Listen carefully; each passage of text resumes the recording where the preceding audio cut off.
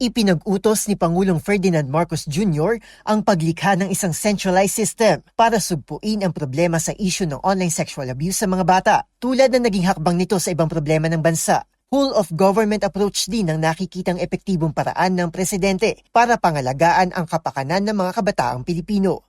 Bilang pagsunod sa direktibang ito, inihayag ni Department of Interior and Local Government o DILG Secretary Benhur Abalos Jr. ang plano ng ahensya na gawin itong prioridad at ilagay bilang parameter sa ilalim ng Seal of Good Local Governance.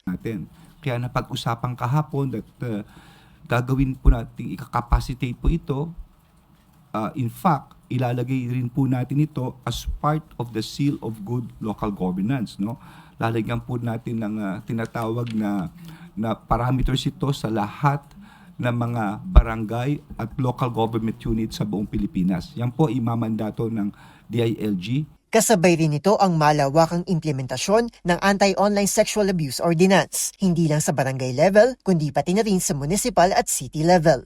Samantala, ipinag-utos din ng Chief Executive sa pambansang pulisya at sa lahat ng ahensya ng pamahalaan na papanugutin sa batas ang mga kriminal na masasangkot sa online sexual abuse. Krimen na tinawag nitong worst of all crimes. Para sa MBC TV Network News, ito si Arnold Herrera. Sama-sama tayo, Pilipino.